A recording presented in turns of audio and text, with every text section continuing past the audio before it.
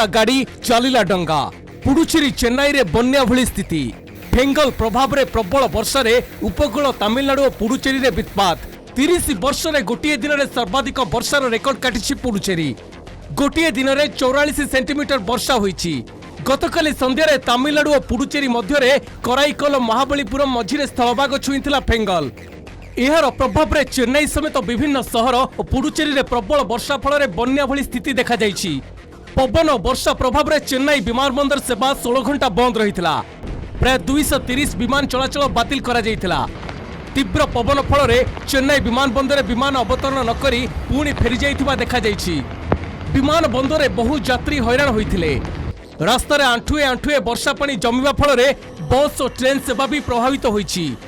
चेन्नई सहर रे 23 सबवे रे पानी जमी रहिबा फल रे पंप साहाय्य जल निष्कासन करा जाइथिला। चेन्नई रो प्राय 334 स्थान रे 1700 मोटर पंप सहायता रे वर्षा जल निष्कासन करा जाइछि। विभिन्न स्थान रे भांगी पड़िथिबा गछ को काटी रास्ता सफा करा जाइछि। फेंगल क्षयक्षति स्थितिर समीक्षा करछंती मुख्यमंत्री स्टालिन।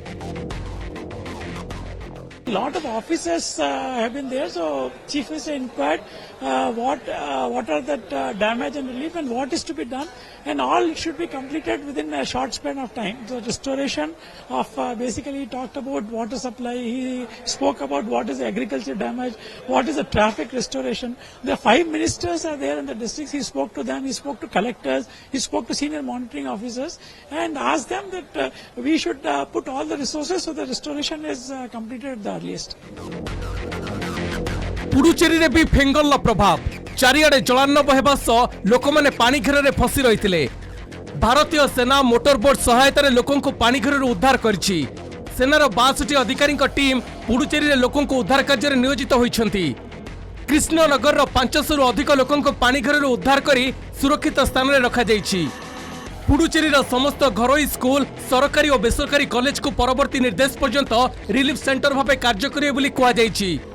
विभिन्न स्थान रे गछ उपुड़ी पड़िबारु उद्धार और रिलीफ कार्य रे बाधा उपजिछि। भांगी पड़िथिबा गछ को कटा जाई रास्ता सफा करा जाउछि। रास्ता रे वर्षा जल लहड़ी भांगीबा फल रे गमनागमन प्रभावित होइछि।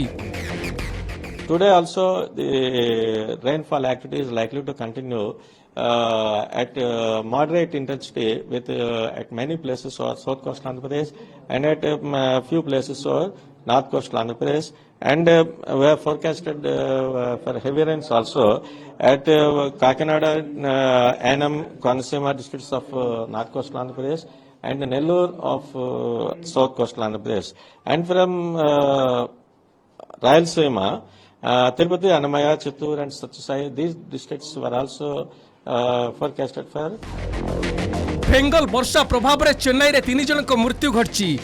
बात्या अवपात रे परिणत होइतिले मध्य एहार प्रभाव रे समुद्र अशांत रहिछि।